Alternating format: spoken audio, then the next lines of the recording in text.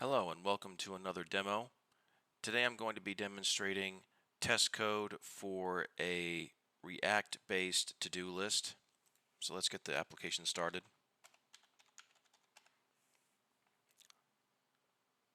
So this is a simple front-end application. There is no back-end. This is written in React.js. I wrote this application to help me sort of learn React.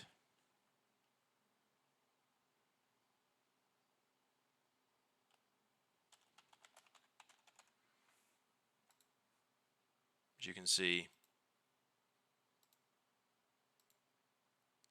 all the buttons are functional.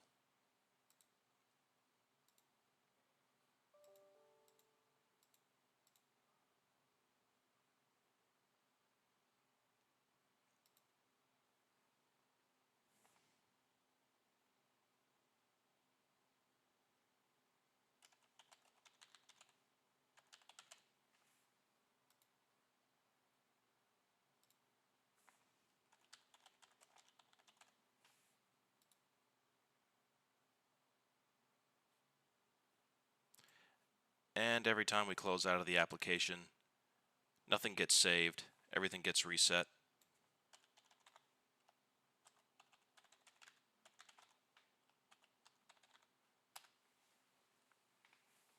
And we're back to basically our default screen here.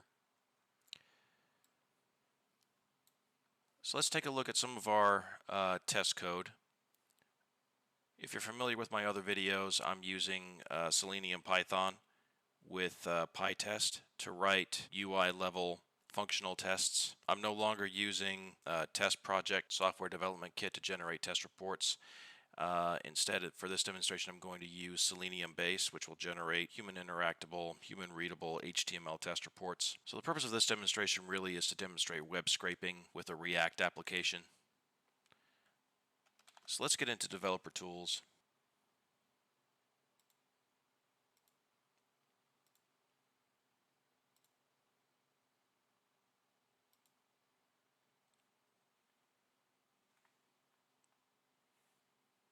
We've got divs, classes, buttons, headers, lists.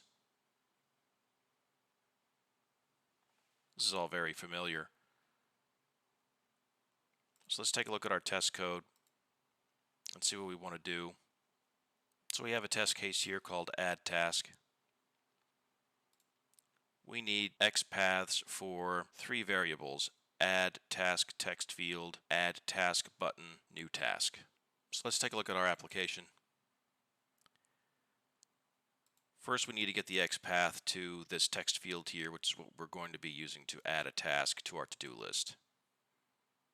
We'll just select our pointer here, put our pointer on the text field, click. Let's trace through this. We start with the div, move down into the header, then a form, then a second header. Now we have an input and an ID. The ID is named new to-do input. And we can use this ID in our X path very simply. So let's test out what that would look like. We start with the input tag.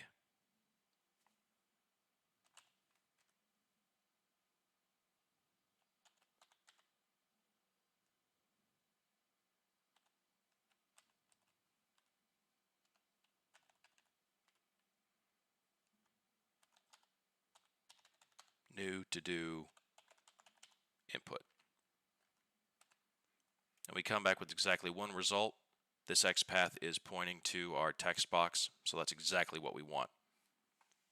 So let's take that X path and put it in our code.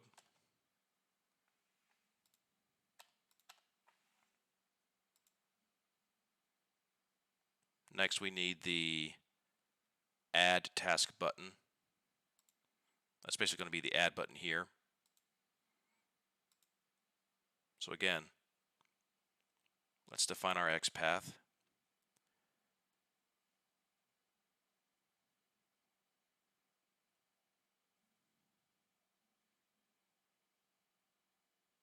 So we have a button and a class.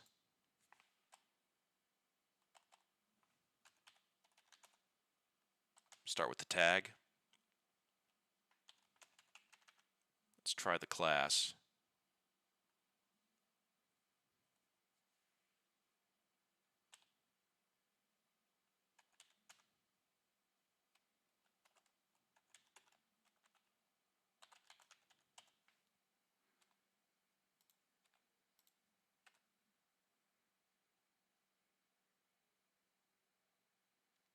All right, so that's not going to get us very far. Let's try something else. Let's do the contains text.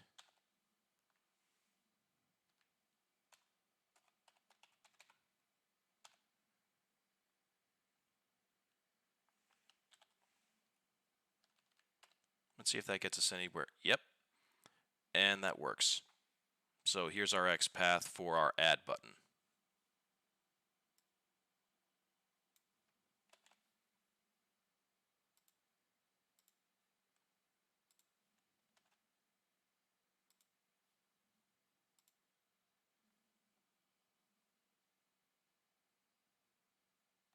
Now we actually have to check to make sure that our new task shows up on the UI. That's going to allow us to assert a successful result. We can look at one of our other tasks here. We can look at the text, which is in fact a label.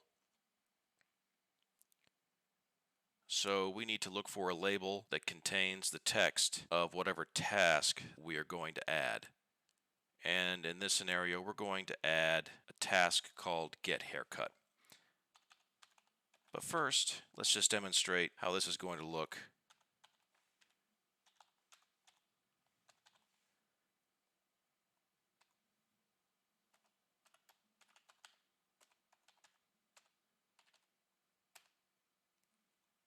So again, we're going to make use of the contains keyword. We're going to look for the text of our task, which in this case is going to be Get Haircut.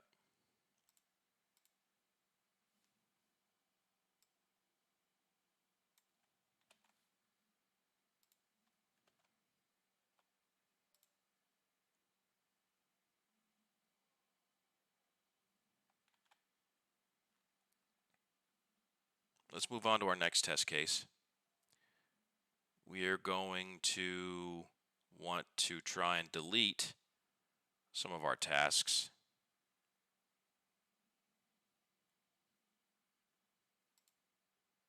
So let's look at the delete button.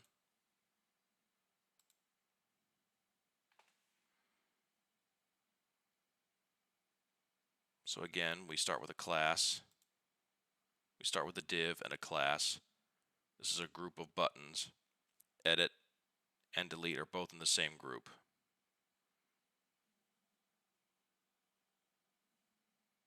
So since our buttons contain text, we can also use the contains keyword to look for delete.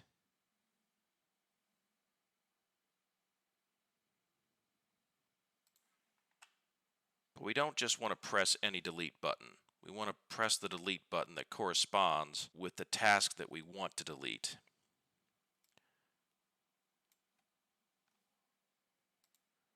So where do we want to start? We want to start with the span tag.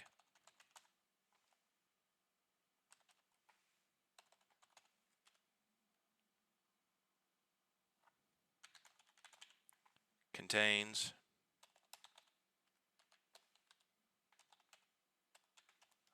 text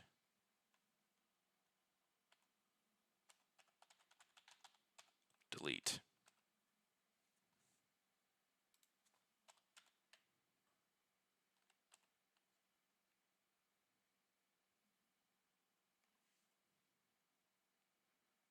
Okay, so the span tag isn't going to work. Let's try the button tag. Okay, so that gave us positive results, but we have 3. If we cycle through, so this XPath will point to any of these three delete buttons that are present on the UI. So we want the specific button. We can do that by putting our XPath in parentheses and specifying which delete button in this set of brackets outside the parentheses.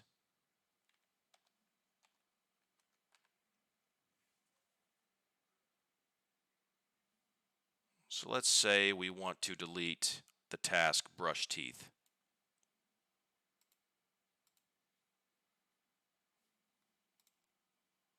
So our delete button, our XPath is going to point to our delete button.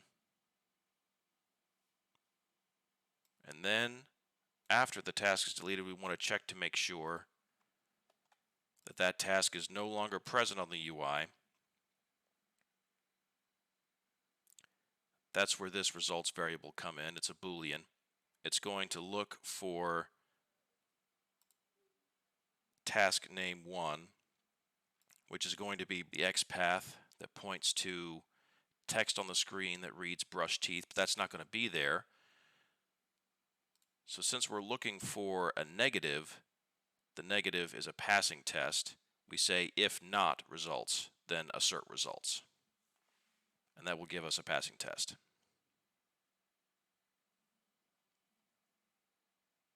So let's see this in action. So for this demonstration, I'm currently using Selenium Base to generate HTML test reports.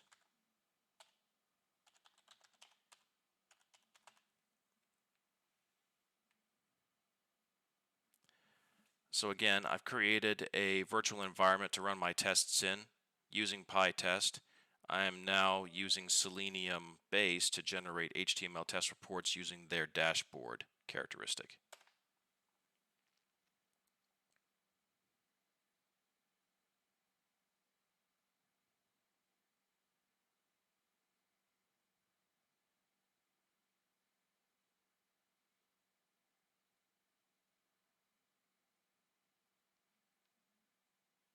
So obviously that was a blink and you'll miss it test, but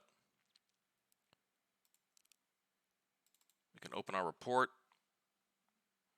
As you can see, all of our tests passed.